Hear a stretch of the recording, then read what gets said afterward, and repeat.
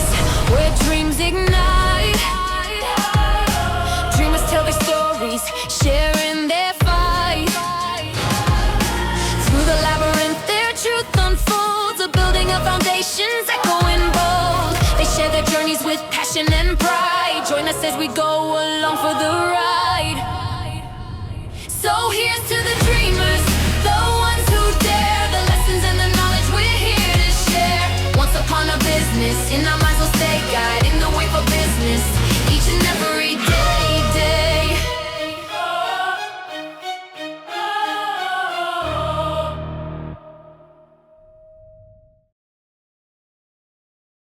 Hi everyone, I want to welcome you back to Chapter 5 of Once Upon a Business. And today, I'm not only with a, can I say badass? Yes, badass. We can say that on this show. Am I going to get in trouble for saying that on the show? No. Okay, good. So I'm here with Nicole Martin, who is not only a lovely friend of mine, and we go way back, but she's a business owner, she's a speaker, she's a multi-author. She is just one of those people that makes things happen. Aww. So thank you for coming here today. Oh, it's fun when I get to spend time with Mel Bell. So Nicole is the Chief Empowerment Officer of HRBOOST. So why don't you tell us all about what HRBOOST is? Okay.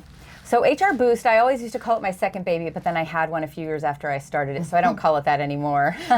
But it's essentially this catalyst of when I jumped ship from corporate after becoming a mother. How many of you have done that, right? Decide that you're going to become a mother. Your husband thinks you're going to be a stay-at-home wife. Very funny, ladies. My husband's a stay-at-home dad now. So we didn't see that coming, but ultimately I thought I was going to have my cake and eat it too. Many of us go and get our credentials. We work hard, right?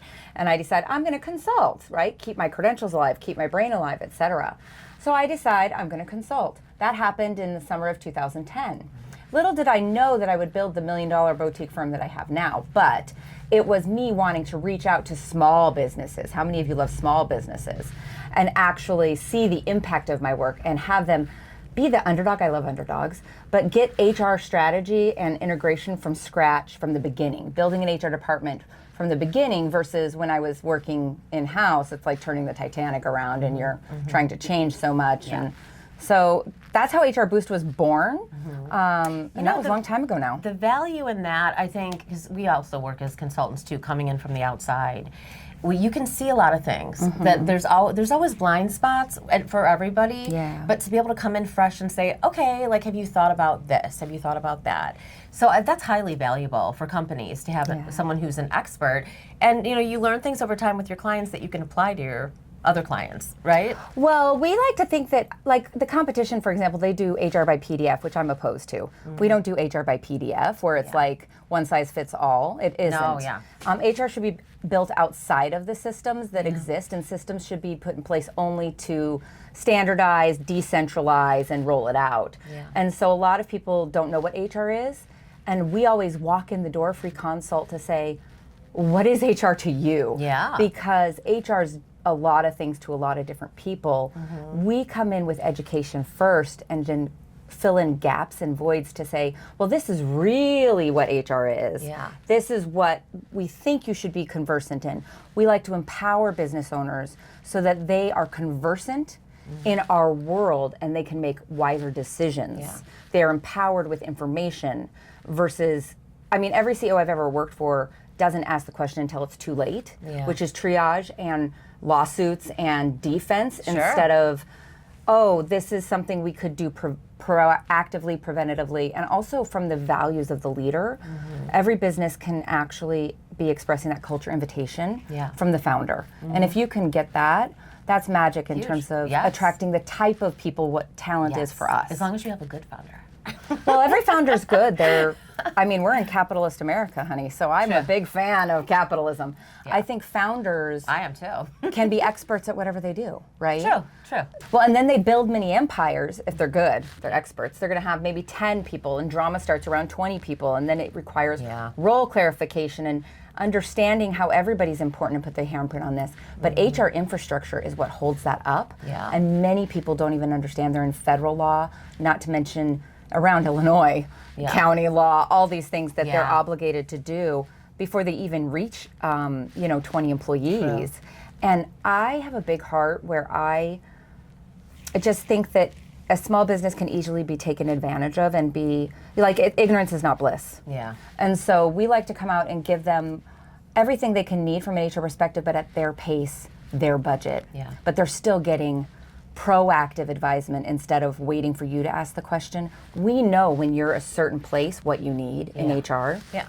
And our HR model then flexes as you grow, hopefully. Yeah, that sounds like a good plan. So how would you define HR? Because you said most people don't really understand how would you say it? Well, most people think it's like the police department or the therapist's office, right? Yeah. And I think that's a misuse of HR. HR really can be a profit center for a business, especially if it's working collaboratively with whoever the finance mind is within the organization to really understand how do we tap into the discretionary love of what people do every day. If people love their work, you're not going to ask them and have to ride them. You don't manage people. Yeah. Everybody thinks I'm a manager of people. No, you're not. People do what they want to do. Sure. You are responsible for managing process. Did you build the process? Did we make it clear? Does everyone understand what the process is? Yeah, yeah. And that's where things can get really disjointed, especially when you decide to build a system in a company and hire somebody else to put software in place when you didn't build the process first.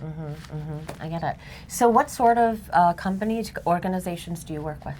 You know, it's really become more industry agnostic now. Good. I came up in financial services and manufacturing. I love manufacturing. It's meaty. So do I. There's like the PhD down to the people that you have to translate language on the line, and connecting all that is really rich. I love it. Yeah. So that's where I was before I started HRBOOST. But then over the years, 15 years now, we've touched every industry. I would say it's much more a psychographic, I like to call it, or a behavioral profile. So the top 10% of CEOs that want to be the best and brightest companies to work for, and you can be a best and brightest company, third party recognized. I serve on the national boards, even when you have 10 employees. Oh, wow. And so getting those benchmarks when you're trying to compete against the best is awesome, because you can get seasoned talent coming where they can do more within your company, wear more hats instead of being specialized on a large company, which is a competitive advantage. So yeah, if you think of where we've touched, it's been healthcare, high growth, fast growth, companies that are trying to really do something where they're scaling quickly. My first retainer client were two guys who were in engineering design. These are the guys who actually, their client was GoGo. They actually, all the plugs that you plug into on the airplanes now, they designed that. And that's why you have that today. And I was back, I'm getting the age myself, but like 2010 to 2013. These are guys who wanted to, they have a $10 million engineering firm. They decide they want to double their size. Every founder that's been around for a while, they want to do this. They want to scale. Well, these guys really did, and they hired people like us, and we end up getting in there, and they scale to 28 million and then sell for 58 million within 36 months. That HR model that has to flex from when you're 20 employees to 250 on 2 shifts with a manufacturing division, it's very robust, and it flexes so fast that small middle market business, they either hire someone that's underqualified for the job and can get them into trouble, but a good person that's trying, or they end up hiring an expert that doesn't want to go back into the weeds and implement and do anymore. And so we feel the problem where we come in with the strategic head and the tactical head and an implementer, and they work together as a dedicated team to turn on the parachute that you need when you need it for a locked price that's less than a full-time person. Yeah. And that's the beauty of, contractors who take that function. That's what we do. Yes. We come in at and I'm not going to say a small fraction, but a lower percentage than a full-time employee who you're paying benefits for, and health insurance and retirement and all the things. Plus you're getting the ability to staff a division maybe in your department that you don't have. Yeah. And also all of your years of background too. I mean, it's your specialization. Yeah. So I see the huge value in that. So you mentioned the word scaling, and you have scaled HRBOOST. I want you to tell everybody about this. It's so very exciting. Yeah. Well, I think a lot of us try to scale, and one of the things, I was in Vistage for 10 years too, and I know a lot of entrepreneurs and people that want to scale. And I think when I look back, I never had the intention of scaling. That's what's funny about it. I call HRBOOST my accidental, I'm an accidental entrepreneur. Like, I was just doing what I love every day. Yeah. And what's so crazy is I probably wouldn't even be where I'm at right now if God hadn't given me Joseph, my second child, who's 10 now. I was pregnant, and I was the one that was maybe the head of HR for our 10 companies that we were serving at the time or whatever it might have been, I had never replaced myself. So That's huge. so I replaced myself. Yeah. I was having a baby. I was going home to have a baby in 2 weeks, and I went out and hired somebody that could do everything I could do. That's right. And when I gave her the keys to my business, essentially, and said, don't lose any of the clients. Don't mess it up. Don't bring on any more clients. Yeah. Call me whenever you need, but I'm not coming to meetings for about 8 weeks or whatever. Yeah. And when I came back, we'd finished in the black. I didn't touch a client for over 6 months, and I realized, oh, I can scale this. And then I started building, and then I have right now 7 of me. That's right? wonderful. So I think when you think about scaling, you have to delegate and you have to trust. Yeah. Maybe but verify, but you have to delegate and you have to take the leap and invest in yourself. Meaning at that point, I put on my big girl pants and went to the bank, right? And I got a big loan and mortgaged my business. And now we're playing, right? Yeah. You have to do those things. But the hardest thing for entrepreneurs is really letting go. I think. Yes, I was just going to say that is, and I was that too. Like for the longest time, like I felt like I'm the one, and I can't always be the one. No. I too have an amazing person that could literally take over, and it's definitely a big step for a business owner to let go of the control, because even though control has a negative connotation, you have to have an element of control. You're managing something and you want it to go the way you want to go. So I love that you did that, and now there's seven other. We have a boutique but firm, not all of them are as energetic as Nicole. Well, and I think that's why you end up getting people to work for you, because you're you, whoever you are, and nobody wants to be you. Right? So like my team loves that I'm me and that I'm out here doing this, for example. They don't want to do this. Yeah. And so it just works when you respect people's expertise, their life cycle of where they're at in their life, what they want, what they need. I hire people with like, what are the 3 things you need to feel alive every day to not feel depressed? I love that. And if your job doesn't connect to that, well, then there's a huge problem, because you can actually make money in today's world. 50% of the talent pool is freelance in the world. Yeah. Everybody can connect their livelihood to what they love doing. Yeah. They just have to give themselves permission to do it now. True. That's really important about being able to go after your passion. And I have a strong belief that if you are doing something you're passionate about, there's really nothing that can stop you. Yes. All of the business owners I know, that's what they are. That's who they are. Yeah. So in addition to scaling, HRBOOST here, there's another scale that you recently went through that I think is really exciting to share with everybody. Well, so what happened was I had this big, hairy, audacious goal, which is you ultimately build a business and then you realize that it's bigger than you, and then it's like this beast that just hums whether you come to work today or not. It's like humming, and there's stuff and business is coming in and your people are doing it, and you just got to make sure everybody's paid, right? And I think when that happened, we had a big dream. We lost everything during 2020 like everybody else, right? You're hitting your goals, you're really close, and our big, hairy, audacious goal was to be $1 million firm and hit the $1 million, which 2% of women do from scratch to $1 million. When I found that out, I cried. And so we finally hit it, and then we lost it all. And we basically hit the big, hairy, audacious goal within 6 months. So early 2021, we hit our $1 million. And I remember sitting at my desk going, like in disbelief. Like, this was supposed to be my lifetime goal when I'm like, I don't know, I saw it as like my pinnacle, right? And I hit it at like 40, I think I was 43 or 44 years old. And when I hit that, I was like, oh my God, we did it. Because that was enough for me. I love the size of my team. I love knowing all my clients and my team, and I didn't want anything bigger than that, honestly. I'm really quite happy with my tribe. And then I needed something, though, a new goal. And I went soul searching because I'd already hired 10 people out of state. And it's when I met with a franchise attorney, there's 6 of them in the state of Illinois. And I said, what's the difference between hiring a bunch of people out of state versus franchising? Yeah. And when I left the lunch, she goes, well, you're franchising. I said, no, I'm not, right? But she handed me a book. And I read the book on the beach in Destin with my husband for anniversary. That's how neurotic I am. And I got all this legalese and I read it and I said, oh, that's what I want to do. I did this being the mother I want to be first. My first client were my children. And then I saved a bunch of HR people that were unhappy with the grind and came, and now we're doing awesome work that we love, and we feel meaning in our work and beauty, and we complete things and we move on and we start, we work ourselves out of jobs to help more businesses. And when I looked at all the love that I'd created, I was like, what about the person that is like me out there that doesn't think they can have what I have? What about the woman and it wasn't just, I'm not a feminist, I believe we need men and women, results and effort, but what about all these other people that think they can't do this, that think they can't have their cake and eat it too, love what they do, earn good money, and build a business? And I'm telling you, I did not do it full time. Right? So when I started my business, it was very part-time around the baby's nursing schedule and everything else. And when I look back, I'm like, if I can do this, anybody can do this. Well, I love that you're going to give people hope that don't think that they can do it. I think they can. In fact, you and I both know if you jump ship from corporate and you get a job offer today, would you take it?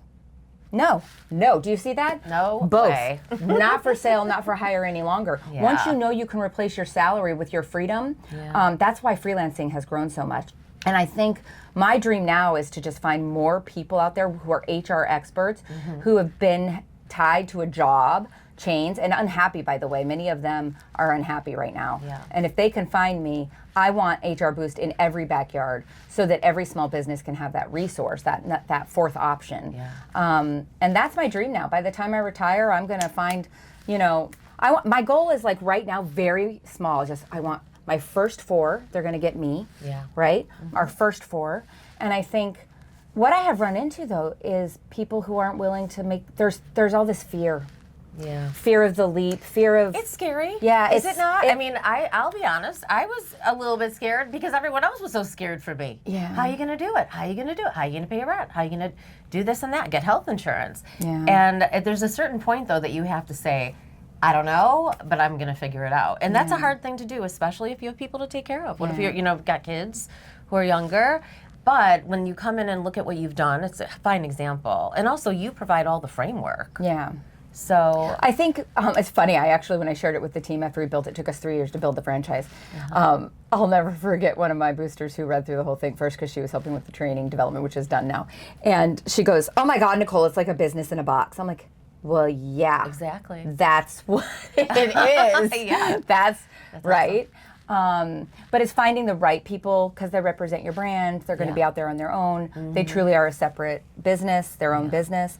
But they I'm have the super HR excited. Boost. So are you kind of the head of everything and their tentacles in different states around anywhere? I'm licensed right now in 39 states. 39? So right now we've put a fishing pole out into 39 states. Okay. And we've put out the bait. And we've had about 12 people apply so far. That's exciting. I've only approved 2.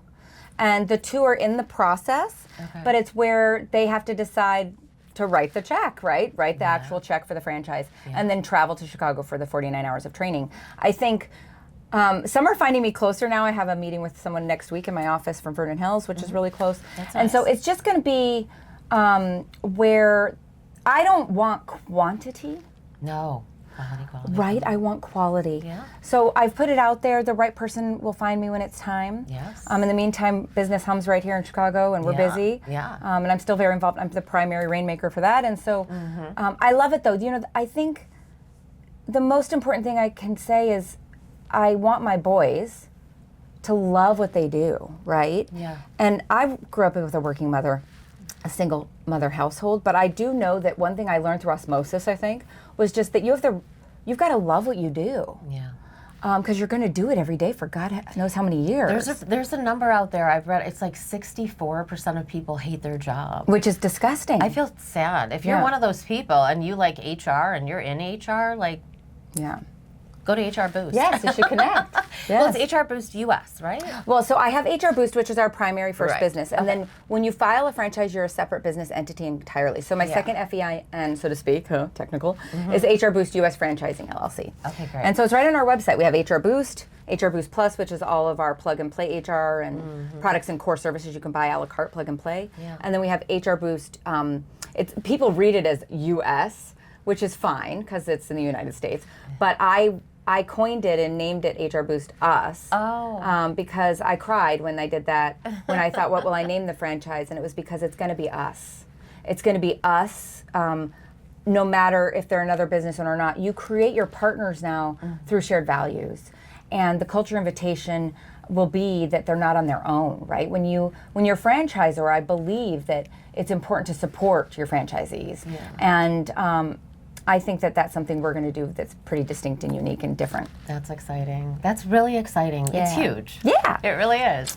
We actually had the honor of doing a video of Nicole. We'll actually share that too. Yes. Along with the podcast. She did a beautiful job. We had her all over her office. Yes, that is by Vicarious Productions, yes. So let's switch to, I love talking about lessons learned and things that you can share with other people. You know, the audience is everyone, of course, and I think a lot of people like to know who the owner is, but also maybe people who are considering going into business for themselves. What are the things that you could share as far as lessons learned about being an entrepreneur? And taking the leaps that you need to take. Yeah, I think, you know, women work through things very emotionally versus where men, I've worked for men who sell things that they don't have to sell and then hire someone like me to come and do it after they sold it, right? Yeah. And so I think as a woman, it's been uniquely an experience for me where I've done a lot of reflection over the years to just see yourself in the mirror and know what your capabilities are. And sometimes it's the people around you who show you. My first client became my investor, right? And I remember laughing in his face when he said I was in business. Really? Yes.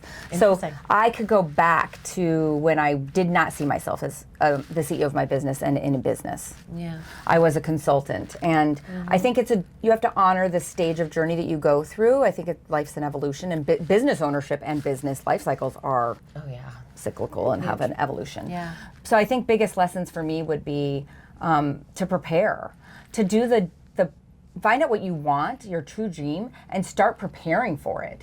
And I did that. I went through a Goldman Sachs 10,000 Small Businesses program. I learned all about financial modeling and forecasting. I have my degrees, obviously. And then I went out there and tried it on, right? I practiced. I was consulting for 3 years probably, just butterflying through it, covering my expenses personally, but I hadn't hired employees yet.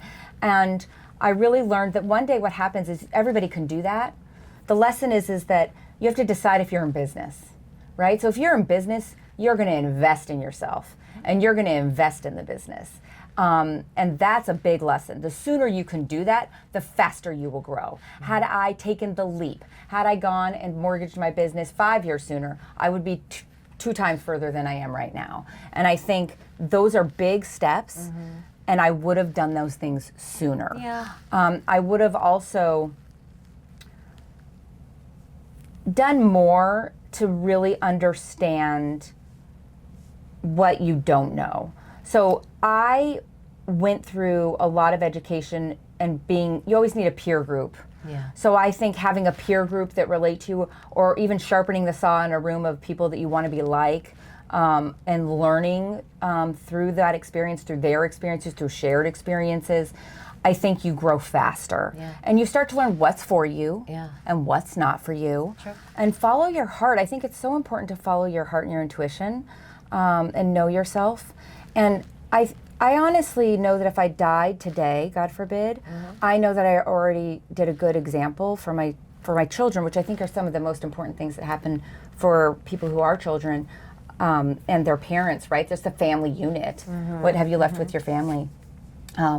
Even if I left them nothing financially, boy, did they know I lived. Yeah, and they watched you build. Yeah, and that I love it, and that I think that's really what I wanted them to feel is just knowing that the energy vibration's up. I'm not an Eeyore, I'm more of a Tigger, right? Like decide. Yeah. Well, one of the many books, the word joy is key, and that is Nicole. She's very joyful.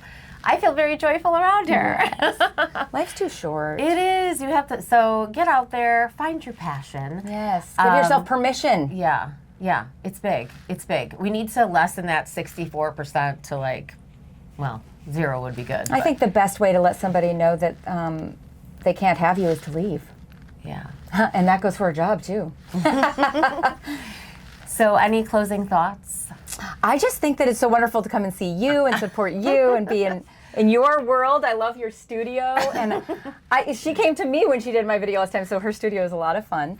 I'm so excited just for the movement that's happening internationally right now, how the boundaries have blurred, how the borders are different, how all of us are working internationally. True. And bridging culture and humanity in a way that's super cool and does not have the same boundaries that we grew up in.